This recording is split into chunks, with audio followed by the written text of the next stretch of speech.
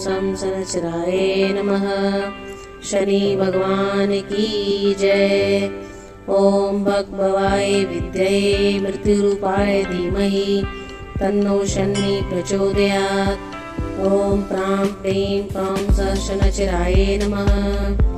राधे राधे दोस्तों, आज मैं आपके लिए लेकर आई हूँ शनि जयंती की कथा और उसका महत्व। इस दिन भगवान शनि का जन्म हुआ था।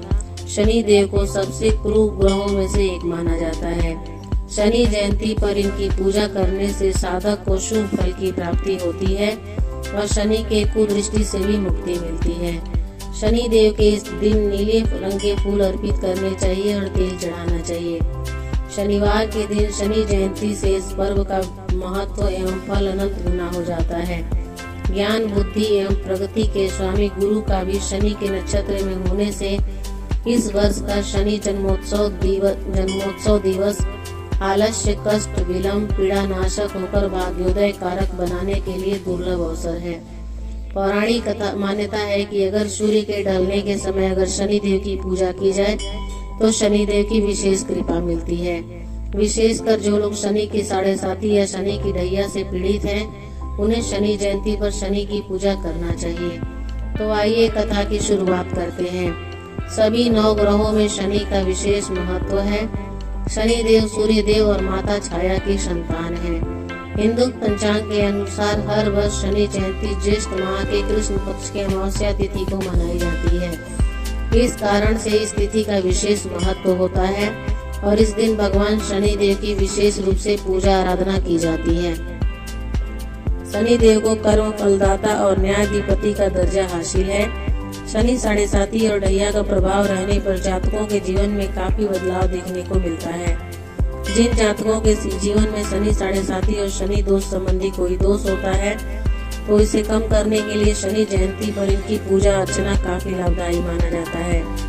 शनि से जुड़े कुछ उपाय करने पर शनि देव की विशेष कृपा मिलती है। शनि जयंती के दिन सुबह जल्दी उठकर साफ सुथरे कपड़े पहनकर सबसे पहले सूर्य देव को जल दें। फिर इसके बाद अपने घर के पास स्थित मंदिर में जाकर शनि देव को सरसों के तेल का दीपक जलाएं। फिर इसके बाद शनिवार को जल में काले तिल और नीले रंग के फूल को मिलाकर उन्हें अर्पित करें। इसके बाद शनि देव से जुड़े मंत्रों का जाप करें और अंत में शनि आरती और हनुमान चालीसा का पाठ करें। स्कंद पुराण की कथा के अनुसार शनि देव की माता का नाम छाया और उनके पिता का नाम सूर्य देव है। सूर्य देव का विवाह राजा दक्ष की कन्या संज्ञा से हुआ था। फिर छाया और शनि देव से सूर्य देव का संबंध कैसे हुआ, जानते हैं इस कथा को। जब संज्ञा का विवाह सूर्य देव से हुआ तो वह सूर्य देव के तेज से परेशान थी। वे सूर्य देव के तेज को कम करना चाहती थी। समय व्यतीत होने के साथ ही संज्ञा ने सूर्य देव की 3 संतानों को जन्म दिया। उनका नाम था वैवस्वत, मनु, यमुना और देवराय। उन्होंने अब सूर्य देव को तेज को कम करने के लिए एक उपाय सोचा ताकि सूर्य देव इस बारे में न जाने और संतानों के पालन पोषण में भी कोई समस्या न हो। उन्होंने अपने तपोबल से अपने सम्मान ही दूसरी स्त्री को प्रकट किया जिसका नाम समवर्णा रखा। उनको छाया भी कहते हैं। उन्होंने छाया से कहा कि अब से तुम सूर्य देव और बच्चों के साथ रहोगी। इस बारे में किसी को पता नहीं चलना चाहिए। यह कहकर संज्ञा अपने पिता दक्ष के घर चली गई, लेकिन उनके पिता उनके इस कार्य से नाराज हो गए और पुनः सूर्यलोक जाने को कहने लगे। संज्ञा सूर्यलोक नहीं गई और वन में जाकर घोड़ी का रूप धारण करके तप करने लगी। उधर सूर्यलोक में छाया को देख सूर्य देव के तेज से कोई समस्या नहीं थी। वे उनके साथ रहने लगी। छाया और सूर्य देव से 3 संतानों के जन्म हुआ, जिनमें शनि देव, मनु और भद्रा है। कहा जाता है कि जब शनि देव माँ छाया के गर्भ में थे तो उन्होंने भगवान शिव की कठोर तपस्या की थी, जिसके प्रभाव से शनि देव का वर्ण काला हो गया। जब शनि देव पैदा हुए तो सूर्य देव को लगा कि काले रंग का पुत्र उनका नहीं हो सकता। उन्होंने छाया के चरित्र पर संदेह किया। माँ को अपमानित होता देख शनि देव क्रोध से पिता सूर्य की ओर देखने लगे। उनकी शक्ति से सूर्य देव काले हो गए और कुष्ठ रोग हो गया। वहाँ से सूर्य देव शंकर जी के शरण में गए, जहाँ उनको अपनी गलती पता चली। जब सूर्य देव ने क्षमा मांगी तो फिर उनका स्वरूप पहले जैसा हो गया। इस घटना के बाद से सूर्य देव और शनि देव के रिश्ते खराब हो गए। शनि जयंती के अवसर पर शनि देव के निमित्त विधि विधान से पूजा तथा व्रत किया जाए। शनि जयंती के दिन किया गया दान पुण्य एवं पूजा पाठ शनि संबंधी सभी कष्ट दूर करने में सहायक होता है। एक अन्य कथा के अनुसार एक बार सभी ग्रहों में सर्वश्रेष्ठ होने को लेकर विवाद हो गया।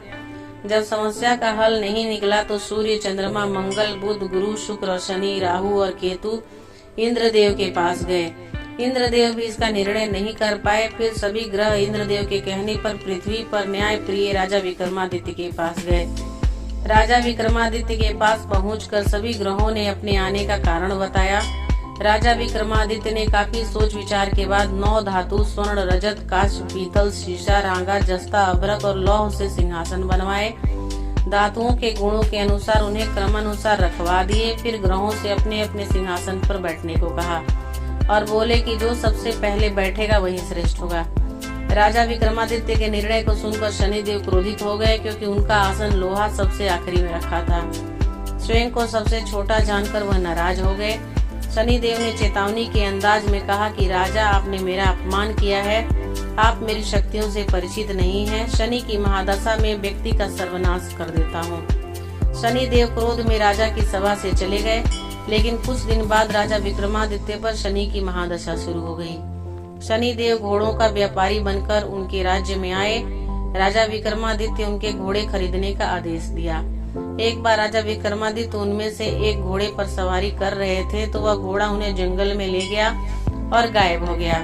भूखे प्यासे राजा को एक चरवाहे ने पानी पिलाया तो राजा ने उसे अंगूठी दे दी और राज्य में जाने का रास्ता पूछा। नगर में आकर राजा विक्रमादित्य एक सेठ के यहाँ आराम कर रहे थे। राजा के कुछ देर वहाँ बैठने पर सेठ की बहुत कमाई हुई। उसने उन्हें भाग्यवान व्यक्ति समझा और अपने घर ले गया।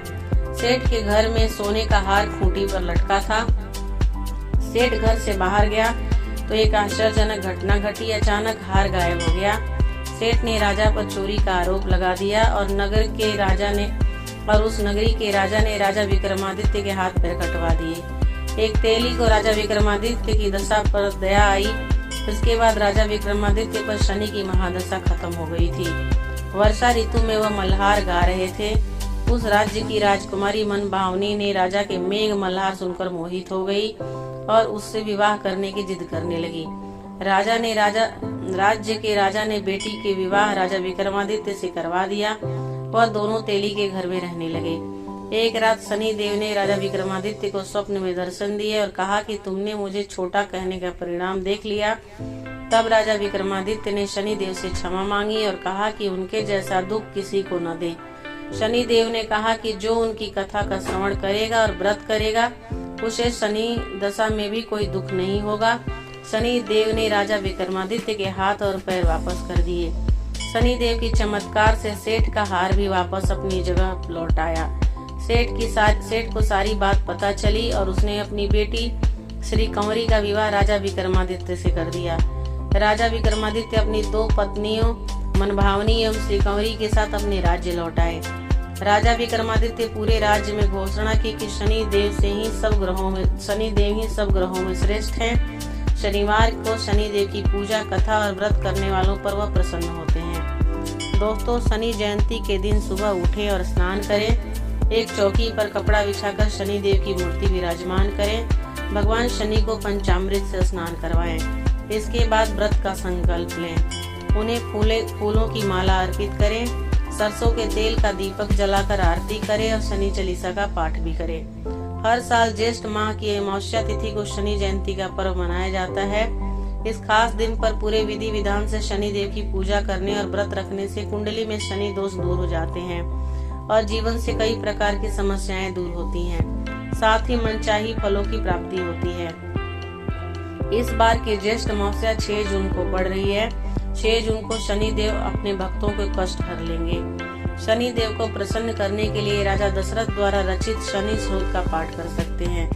इस स्रोत का पाठ करने से शनि देव खुश होकर अपने भक्तों की मनोकामना पूरी करते हैं।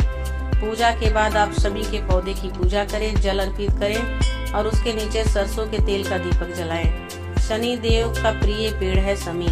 समी के पेड़ की पूजा करने से शनि देव की कृपा प्राप्त होती है। ध्यान रखें कि शनि देव की पूजा करते समय उनकी मूर्ति के ठीक सामने खड़ा न हो।